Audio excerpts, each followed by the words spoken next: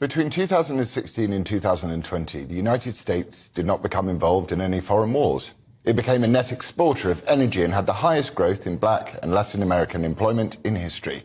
All this despite enduring unending attempts to undermine the presidency of Donald Trump by the Democratic Party and their minions in the media.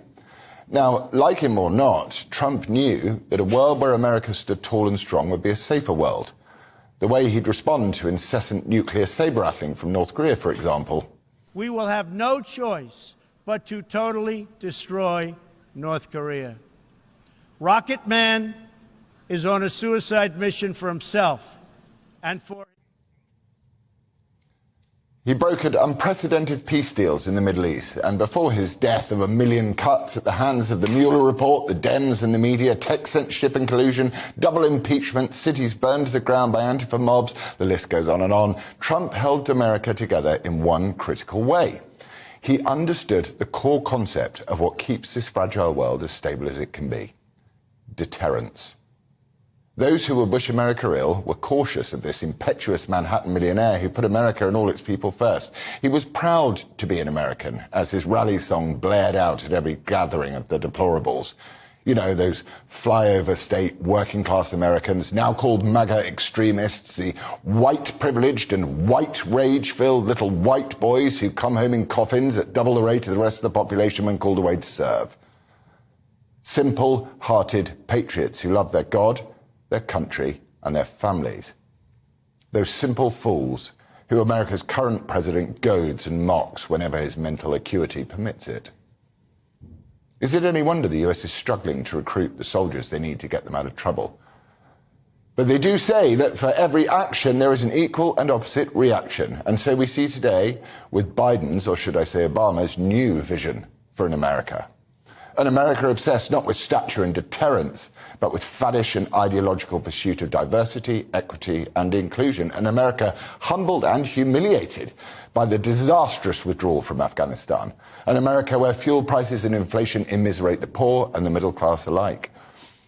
An America and the West more broadly hurtle smugly towards a frozen misery of net zero.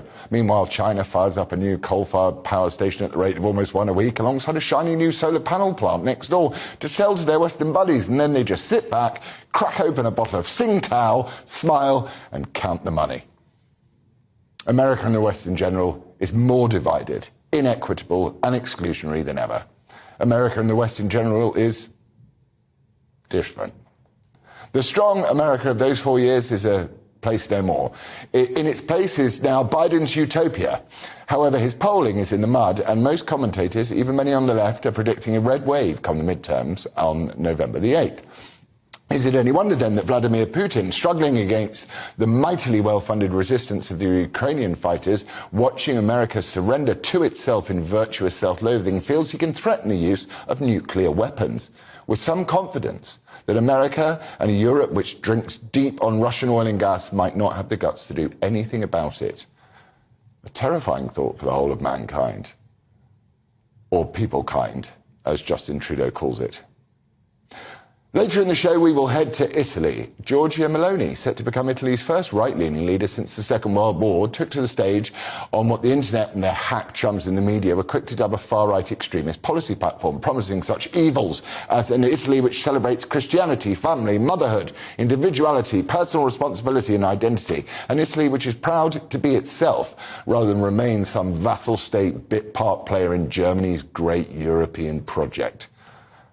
Later, we'll look at whether these are to be the first seeds that are laid down for the next generation. The first green shoots of populism, optimism. Are people growing tired of having their unique and sacred lives broken down into a series of meaningless intersections? As Georgia quoted G.K. Chesterton in her speech, are the swords being drawn to prove that the leaves are green in summer? And finally, here at home, what about our own military, our own Royal Air Force effectively pausing job offers to those who by no fault of their own happen to emerge from their mother's wombs with pasty white skin? Those who seek to serve our nation in espionage and counter-espionage are free to do so when and only when they have checked their white privilege and become at one with their wokefulness. In this endless diversity dilution, I'm asking you tonight, is Britain capable of deterring those who wish us ill? Farage at gbnews.uk is where you can email me, or the hashtag Farage on GB News.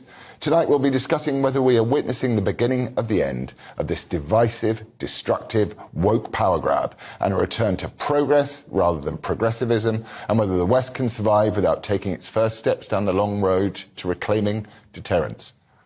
It is a matter of the gravest importance to us all, and Vladimir Putin is watching.